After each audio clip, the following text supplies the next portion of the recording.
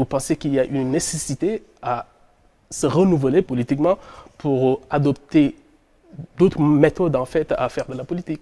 Alors pour moi, le renouvellement politique, compte tenu de ce que je viens de dire, et de l'investissement que ça demande, du temps que ça demande, et de l'engagement que ça demande, la transition générationnelle s'inscrit naturellement dans la vie politique normale d'un pays.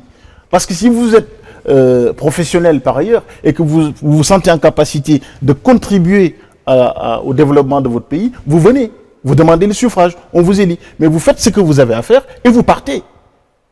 C'est ça. C'est-à-dire qu'on ne demande pas aujourd'hui aux hommes politiques de régler tous les problèmes du Sénégal. On est quand même dans un pays pauvre. On demande aux gens d'apporter leur pierre à l'édifice d'un Sénégal qui ne se fera pas en un jour.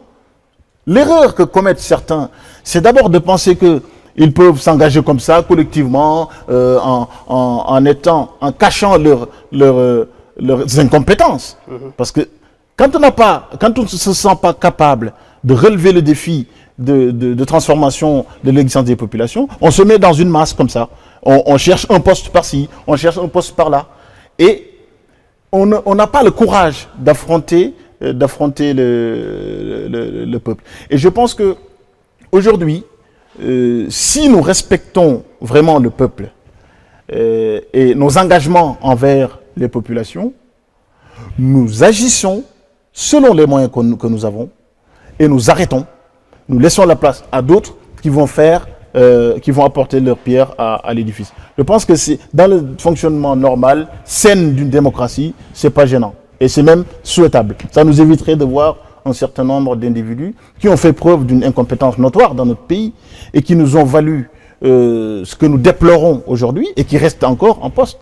Voilà. Et moi, je pense aussi que la transition générationnelle, j'ai un ami qui me dit, mais en fait, pour avoir une transition générationnelle, il faut quand même intégrer les partis politiques traditionnels, certes. Mais si vous laissez contaminer par une mentalité que vous combattez vous-même, je me demande comment vous allez opérer une transition générationnelle. Parce que pour moi, la transition générationnelle n'est pas simplement liée à l'âge. Parce que bon, c'est pas ça. C'est une profonde rupture dans la manière de conduire les affaires du pays. Une vision nouvelle de cette conduite-là.